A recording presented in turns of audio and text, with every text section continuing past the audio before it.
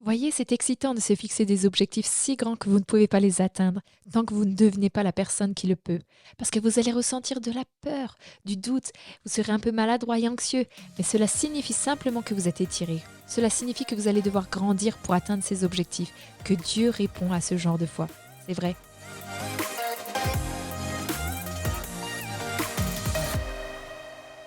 Hey, je suis Teresa Belfoy, votre pom-pom girl de rêve. Aujourd'hui, je veux parler de l'habitude numéro 1 pour la liberté financière. J'aimerais tellement que quelqu'un ait enraciné cela en moi il y a des années. Mais il n'est jamais trop tard. Laissez-moi vous raconter une histoire rapide.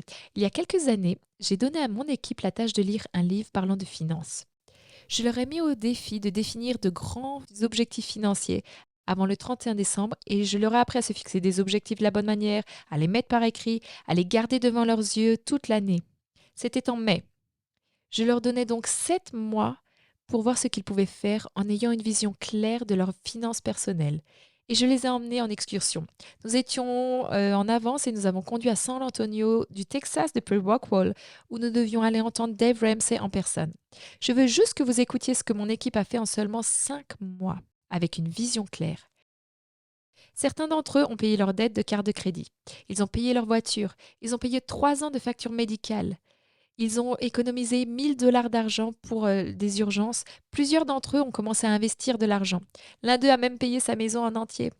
Ce n'est pas si incroyable ce qui peut arriver quand vous avez une vision claire devant vos yeux. Vous savez, la Bible dit que là où il n'y a pas de vision, les gens périssent. Et c'est vrai pour tout. Si vous n'avez pas de vision pour vos finances, elles périront. Vous dépenserez tout ce que vous gagnez. C'est ce que je faisais. Alors laissez-moi vous poser quelques questions vitales, des questions importantes sur vos finances.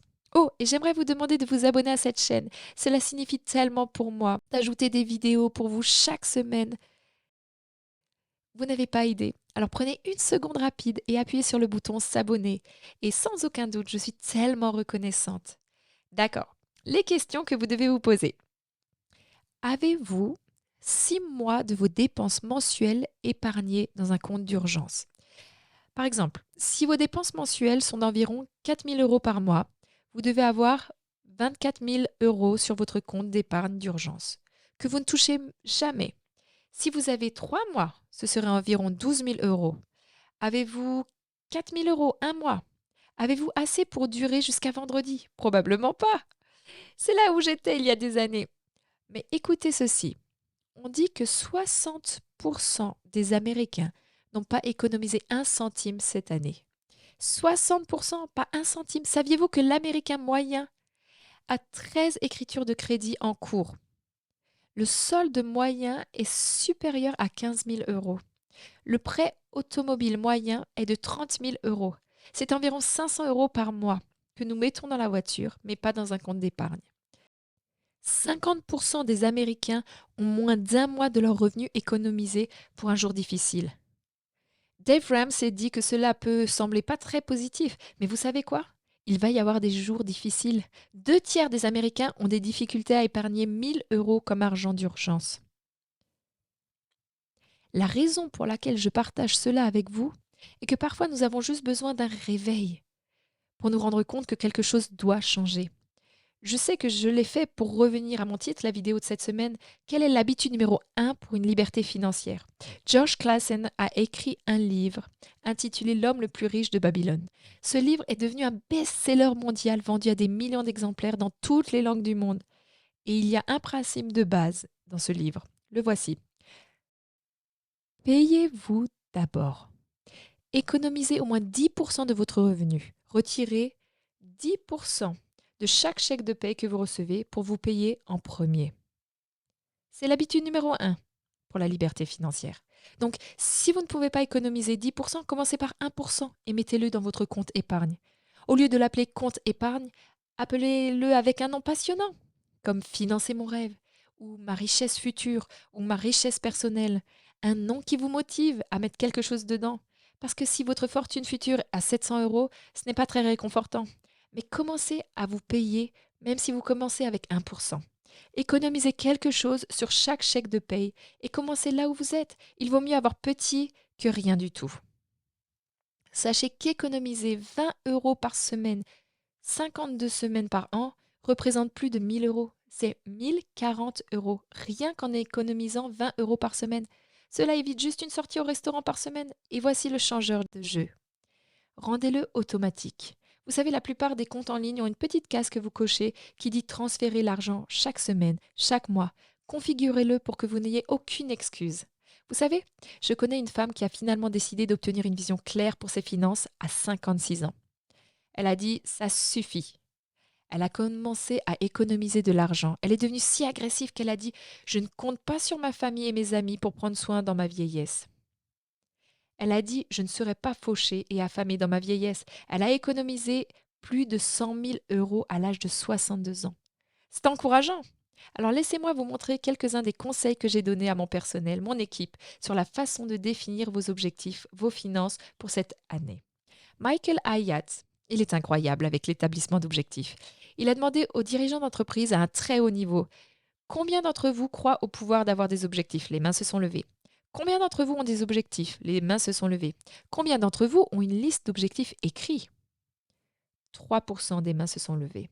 Dr. Gail Matthews a fait une étude concluant que si vous écrivez simplement vos objectifs sur papier, cela vous donne une probabilité de 42% de plus de les atteindre. 42%! Vous ne voudriez pas cet avantage? Laissez-moi vous donner quelques conseils rapides pour fixer des objectifs. Vous êtes prêts? Numéro 1.